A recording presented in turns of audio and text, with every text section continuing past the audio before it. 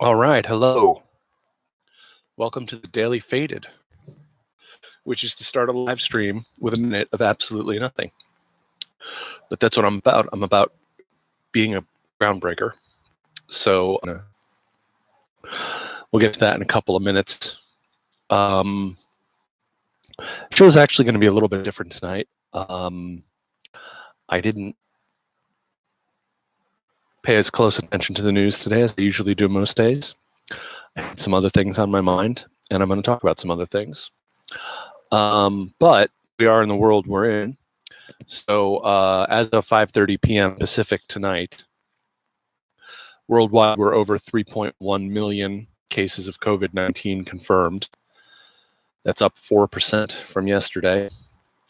And over 225,000 deaths worldwide, which is up almost 8% over yesterday. In the United States, we have over 1 million cases. We're up over 3% from yesterday. And 60,495 deaths, which is up over 3% yesterday. So that number that just a few weeks ago Donald Trump was celebrating when the IHME number came down to $60,000, $60,000, Jesus. And my dogs are going crazy. This is a homegrown show, people. Homegrown. I mean, I buy my weed at the store, but the show itself is homegrown. Hold on one second.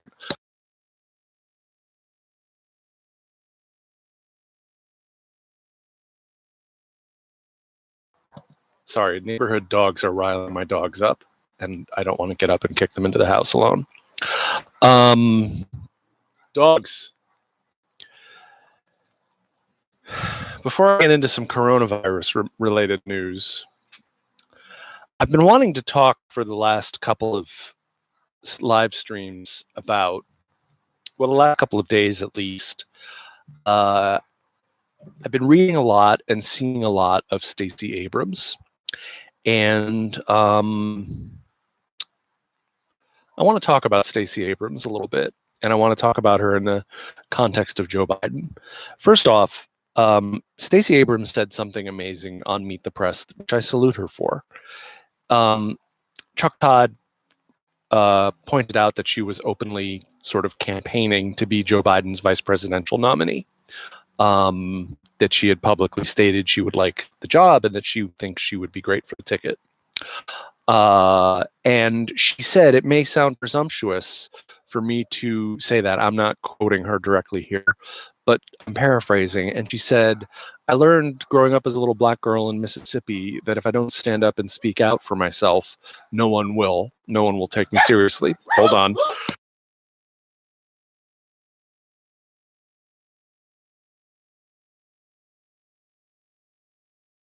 It's a good thing this mic has a mute on it, because I would have just blown your ears out if you're listening with earbuds. Jackson? Jackson! Go in the house, dogs. Anyway, they're rowdy tonight. Jackson, stop it. Anyway, when I heard Stacey Abrams say that, I was impressed. She knows what she wants, and she's willing to stand up and say it. And I say that's a good thing. I'm totally down with that. And I honor her perspective growing up as a black woman in Mississippi and how her perspective is different from mine. And that's all well and good. But last night, I think it was last night, maybe it was 2 nights ago, Don Lemon asked Stacey Abrams on CNN if she thought what she thought of Tara Reade and Tara Reade's accusation against Joe Biden. And Stacey Abrams repeated Biden campaign talking points on the issue. And her big point was she went out of her way to say, hold on.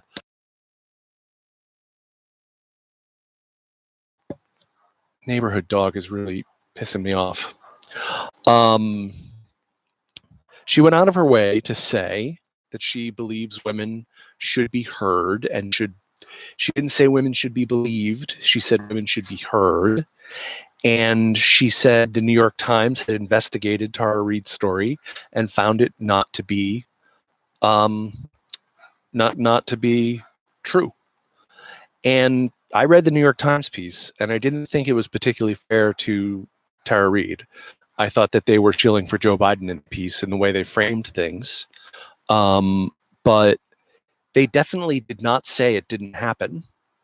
They did not say it didn't happen in the New York Times. So it's a little bit like Joe Biden's defense of Hunter Biden and Burisma. Whenever it comes up, he always says, everyone who's looked into this has said nothing wrong happened. By which he means a couple of newspaper reports that didn't necessarily find that there was anything wrong with Hunter Biden's work at Burisma.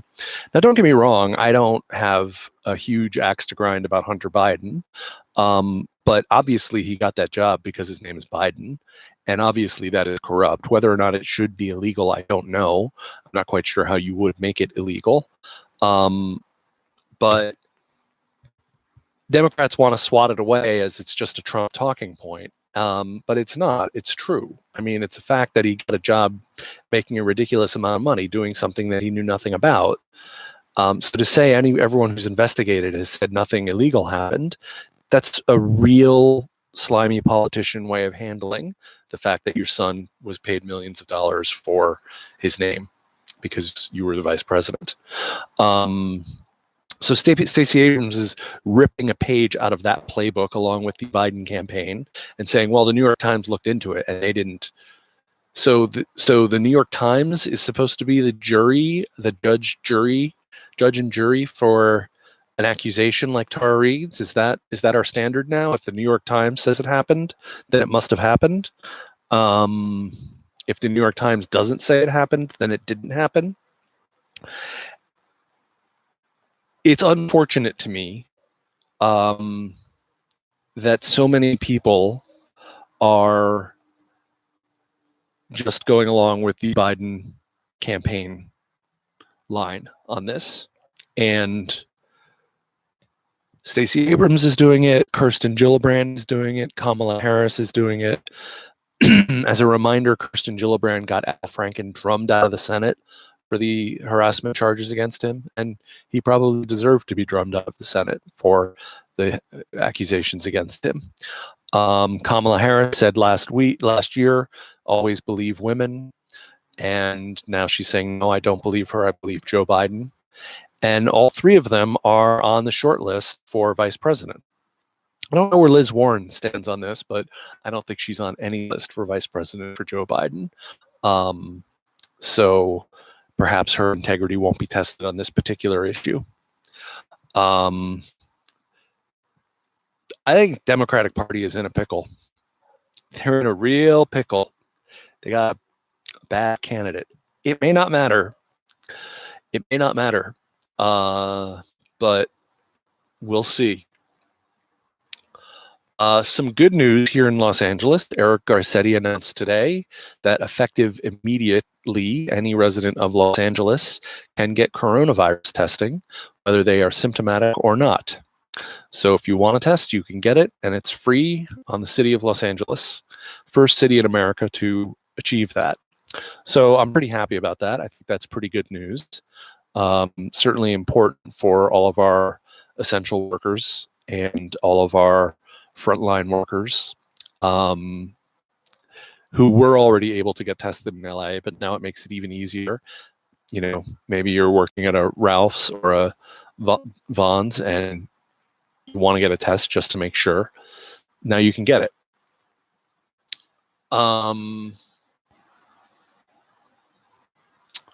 Other good news today about remdesivir.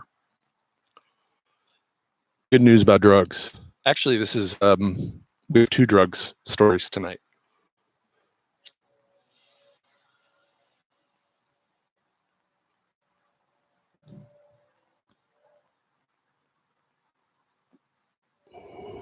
I hope you guys are having a drink or taking a smoke.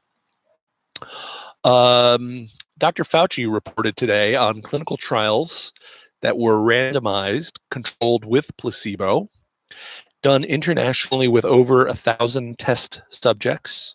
The first trial of its size for remdesivir started in late February, and it came back showing a significant positive effect. I think they said it was around 30% in increasing recovery speed. So that's very good news. Trump must have just gone with hydroxychloroquine because he could pronounce it. Remdesivir is a little bit harder to pronounce. I didn't pay attention to Trump's news moments today. Now he's into this thing of not doing a big press briefing, but having smaller press avails, as they call them. President Trump, this is according to CBS News, President Trump on Wednesday said he's hoping to hold more of his massive 25,000 person rallies, that's in quotes, in the not so distant future. The president didn't offer a target date, but said he hopes that this happens before the November presidential election, which is likely to take place before a vaccine is available, which is 100%. If it's going to happen, it's going to happen before a vaccine is available, because there will not be a vaccine in November. There might be a trial vaccine available for like doctors and nurses, but there won't be a vaccine for the general public or the Trump goers in November. Quote, hopefully in the not too distant future, we'll have some massive rallies and people will be sitting next to each other. I can't imagine a rally where you have every fourth seat full, every 6 seats are empty for every one that you have full. That wouldn't look too good. No, I hope that we're going to be able to do some good old-fashioned 25,000 person rallies where everyone's going wild because they love our country, the president told reporters during a business. Criminally negligent. There's no way that you can have 25,000 people gathered together and it be safe. Certainly not right now. And I don't know how long it's going to be until that's possible. I suspect it's going to be a long time. But it just felt worth mentioning.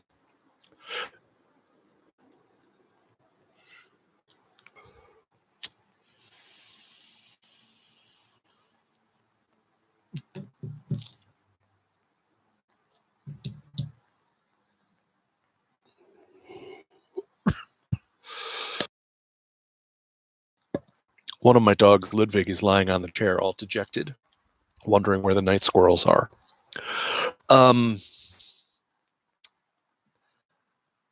So we got some insight today into what Nancy Pelosi is planning on working towards, supposedly, for our next piece of coronavirus legislation.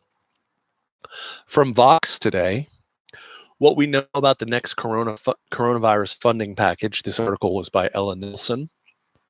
Democrats are emphasizing aid to struggling state governments so that states, many of which must balance their budgets by law, don't have to slash funds for public services like police, emergency departments, public school teachers, and other public workers. Quote, there will not be a bill without state and local, quote, House Speaker Nancy Pelosi said Friday of a fourth package, which she estimated will cost billions. Quote, probably a number equivalent to what we have done for small businesses, end quote. States could be facing budget shortfalls around $360 billion due to the coronavirus, according to analysis from the Center on Budget and Priority and Policy Priorities. Other asks. These are the other asks that the Democrats are supposedly going for in this legislation. So Nilsson writes, increased protections for essential workers, strengthened OSHA regulations to protect essential workers from infectious diseases that has been a consistent ask from Democrats in each package to date.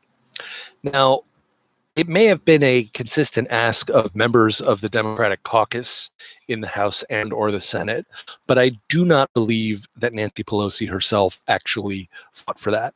I have not seen any reporting to indicate that she fought for that. I would say we've gotten a clue as to what's going to happen to this. Hold on. There was some ash on my keyboard and I had to blow it off. So what happens when you get a stoner doing the news? What was I saying? Excuse me. A little clue from the Republicans on how they'll respond to hazard pay, and increased, well, we'll get to hazard pay later, but increased OSHA regulations to protect essential workers. As we know, Republicans hate regulation in all forms, and we just saw Trump sign an executive order to force meatpacking plants to stay open without any labor protections in it whatsoever. So the idea that the Republicans are going to willingly give OSHA regulations to the Democrats is unlikely, and it's obviously a necessity. We must have the government regulate workplaces to make sure that they're healthy and safe for employees. That's just a must. And the Republican attitude of let's trust the companies to figure it out, I don't, I'm not down with that. I'm not down with that any more than I would be down with letting the airlines um,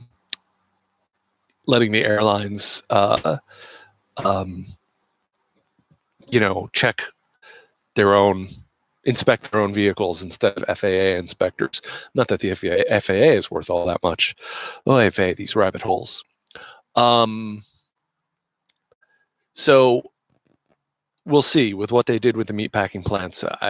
I think this is probably dead on arrival. They're calling, now this is what Ellen Nelson writes, increased access to healthcare. Quote, there are a number of proposals floating around to expand access to health insurance for those who need it, including a special enrollment period for the Affordable Care Act exchanges. House Democrats recently introduced a bill that would pay for 100% of Cobra subsidies for laid off and furloughed workers, allowing these people to stay on their employer-sponsored insurance at no extra cost. Cobra is a ripoff. I don't know if you guys have ever been on Cobra, but I was, and it was extremely expensive. And it's not a good solution. It's a bad solution. It's a high copay and deductible solution. And it's so easy to simply pay for all the COVID-19 treatment through Medicare. That's all we need to do. Pay for all of them through Medicare. And don't give the insurance companies a nickel. Now, are the Democrats going to fight for that? Of course not. Are they going to fight for this Cobra subsidy program? I don't know. Maybe. I'm really tired of having to accept scraps, on something like healthcare, which should be provided for and right with me. Or expanded unemployment insurance to extend unemployment benefits and continue to help aid state unemployment programs. We'll get back to that in a minute. Hazard pay for essential workers. Senate Minority Leader Chuck Schumer has been vocally pushing the idea of additional hazard pay of $13 per hour for frontline healthcare workers and other essential workers like grocery store employees, pharmacists, and truck drivers. On a Tuesday press call, Pelosi said she supported the idea as well. I'm not sure about that plan. I'm just not sure about that plan. I support hazard pay for essential workers. I'm not sure if that's the right way to do it. But I can't really say that I'm opposed to it because I don't have a better idea. Funding vote for mail, and we're going to need to talk about this. Pelosi has talked about adding up to $4 billion to implement vote by mail systems in every state ahead of the November election. So look, the first thing, the big thing, was bailout money for states and localities.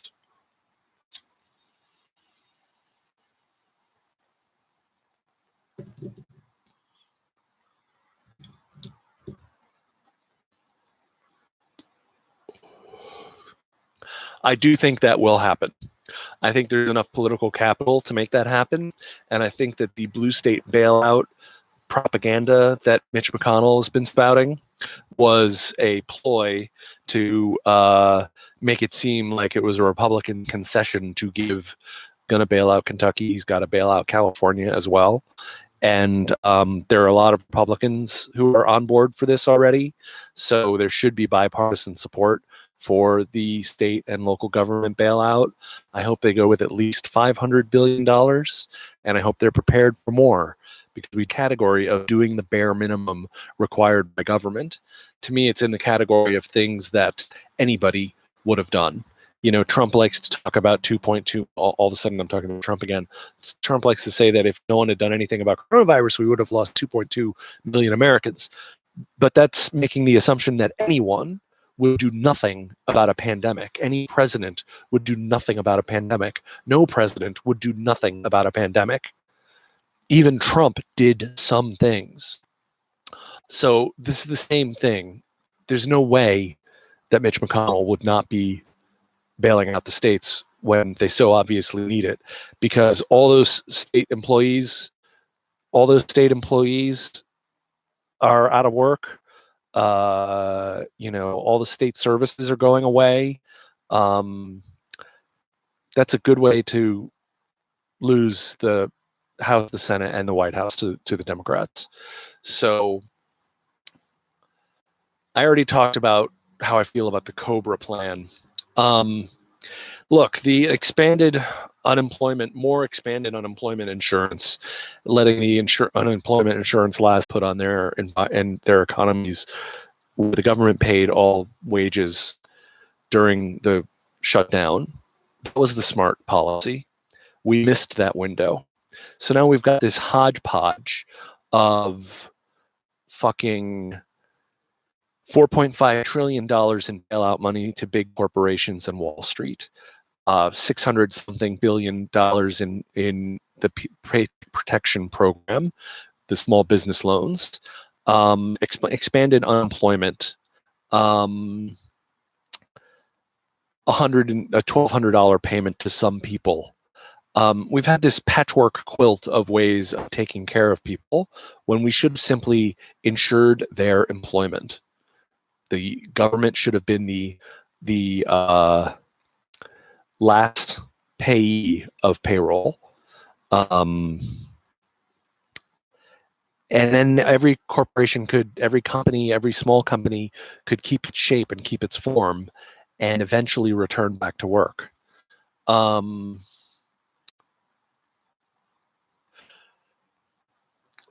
big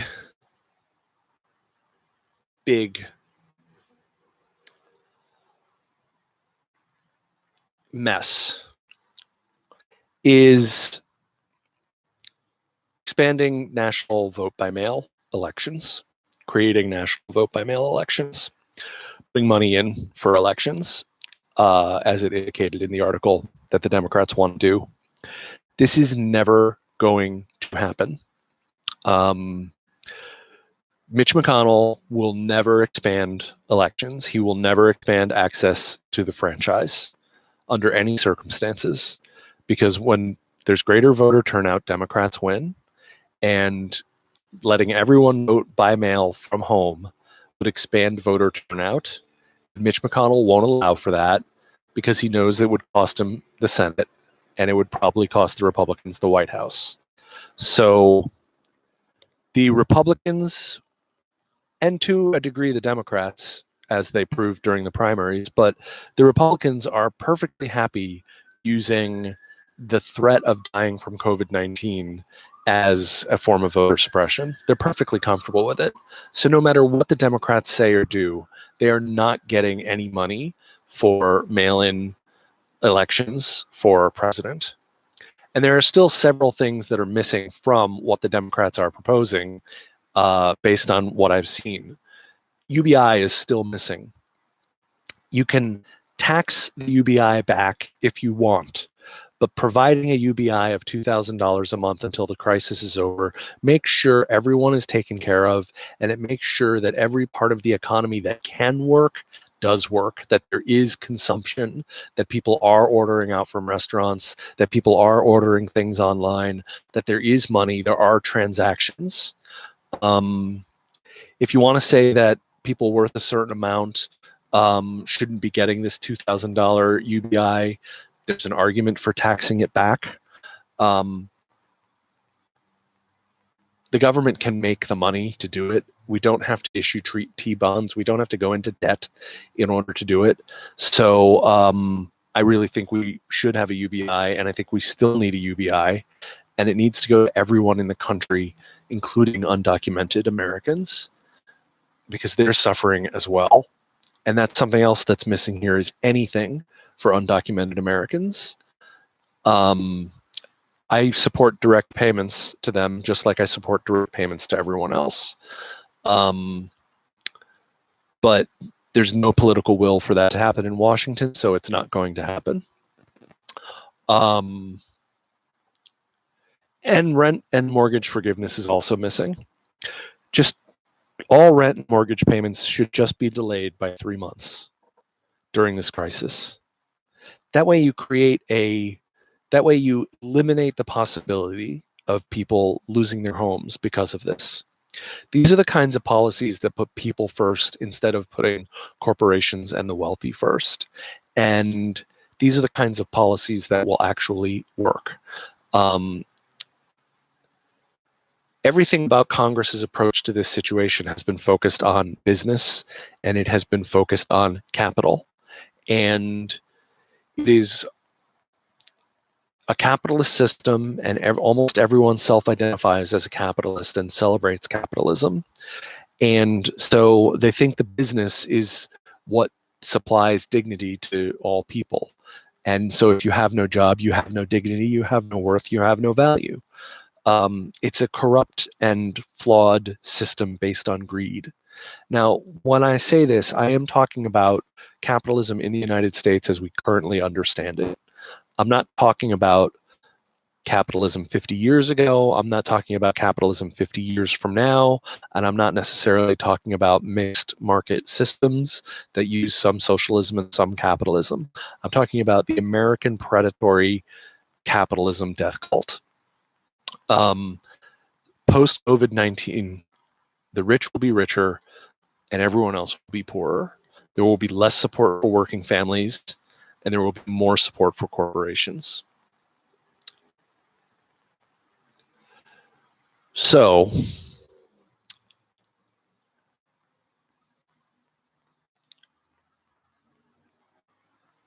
I promised you a second drug story.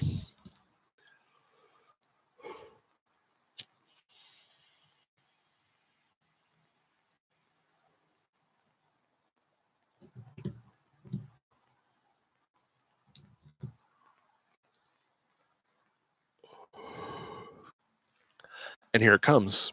On rollingstone.com today, Oregon voters have an opportunity to bring psychedelic-assisted therapy to their state. This is good news, folks. Cosmic Engagement Officer David Bronner announced the donation in a Reddit AMA from soap company Dr. Bronner's, also known as the world's #1 shower read. Are you guys Dr. Bronner's fans? I hope so. Dr. Bronner's has announced its support of the therapeutic use of psilocybin, aka the psychedelic stuff in magic mushrooms. You know what I'm talking about. The company donated $1 million to a campaign supporting a voter initiative in Oregon that would create a framework for mental health practitioners in the state to incorporate psilocybin therapy into their practices.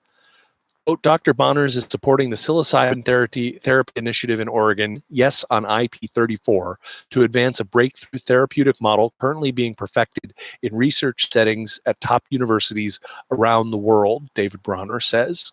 My family is no stranger to severe depressions and anxiety, and like many Americans, we yearn for better solutions. This therapy helps people to process difficult and traumatic emotions and experiences, break destructive patterns of thought and behavior, and to love, integrate, and forgive themselves and each other.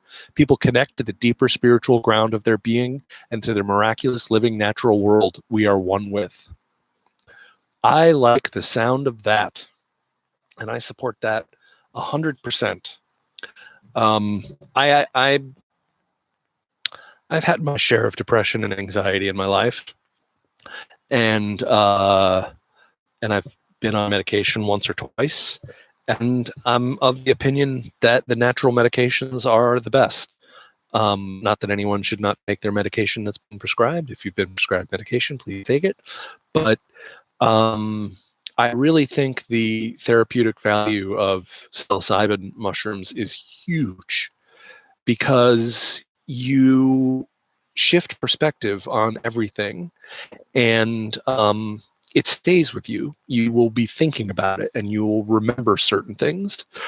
Perhaps not a huge therapeutic, but I took a day off one day and ate some mushrooms and watched Star Wars Episode 7, The Force Awakens, and it was phenomenal on mushrooms, I just want to say. I truly felt the arc of the story and the victory of the characters, and I felt victorious with them. And it was something else. That's a random aside. I'm stoned.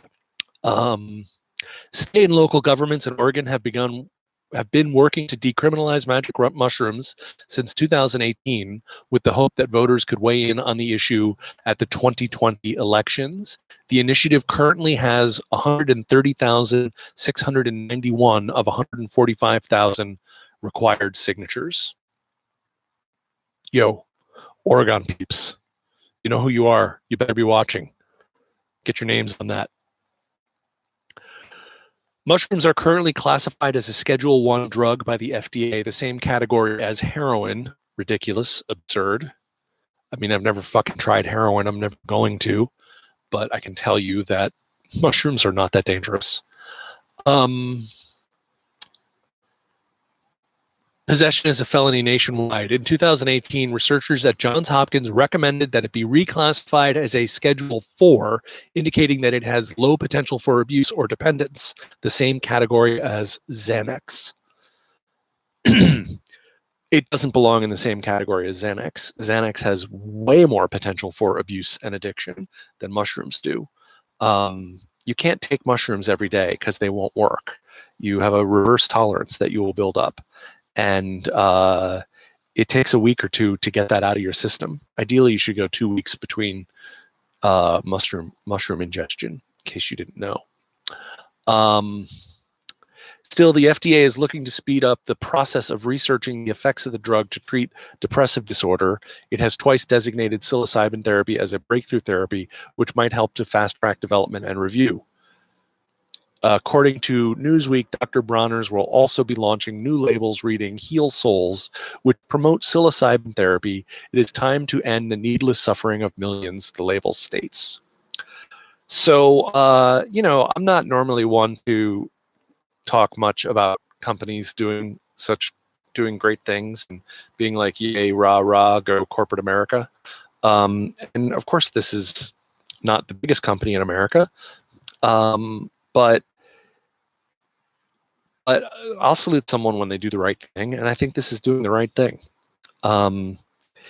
Tests in Europe have shown that psilocybin use mushrooms can help people who are dying confront death and get over their anxiety and fear about dying.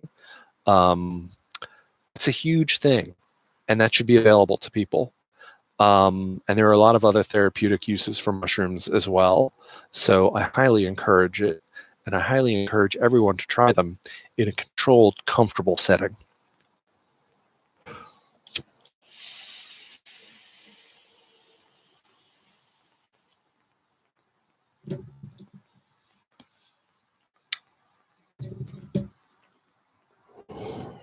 That's the Daily Faded, guys. Thank you so much. Make sure you hit subscribe and like, and I'll see you tomorrow night at 8 o'clock Pacific, 11 Eastern. Peace out. I'm Hetz.